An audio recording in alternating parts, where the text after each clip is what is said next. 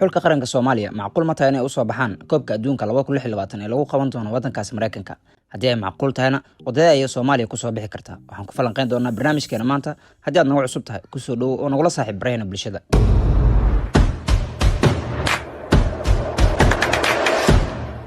maadaama la kordhiyay tirada wadamada si toos ah kaga qayb galaya World Cup 2026 lagana dhigay 48 qaran halka markii hore ay tiradu ka ahayd kaliya 32 xul Afrika sanadkan waxaa looga baahan yahay 9 xul oo si toos ah uga qayb gali doona gruubyada World Cup-ka halka markii hore ay tirada Afrika ku lahayd kaliya ay ahayd 5 xul qaran 9 boos ee loo qoondeeyay Afrika waxa uu tartami doona dhammaan wadamada qaybta ka ah xiriirka kubadda cagta Afrika ee CAF oo ay Soomaaliya ku jirto iyadoo loo kala qaybiyay 9 gruub oo min 6 tiim ah tiimamka ku jira group walba waxay ciyaari doonaan kulamo is arag oo home away ah guuleystaha group walba wuxuu si toos ah u aadayaa heerka gruubyada ee World Cup 2026 halka xulalka ku dhameystay kaalinta labaad afartooda ugu fiican ay u tartami doonaan halka boos oo Afrika ku leedahay ciyaaraha loo yaqaan Confederation Playoff oo ah tartan loo qaban doono 6 xul qaran oo ka kala socda 7 xiriir qaaradeed ee FIFA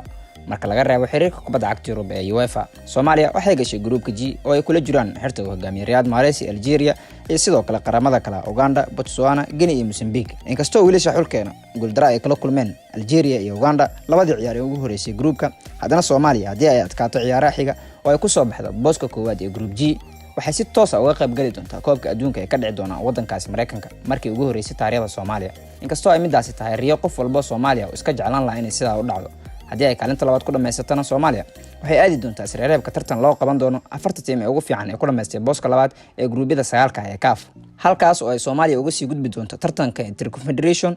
oo haddii xulkeena uu ku guuleysto uu si toos ah u aadi doono World Cup-ka maxaad u rajaynaysaa xulka qarankeena Soomaaliya faaladaada qaybta hoose ee comment-ka noogu reeb mahadsanid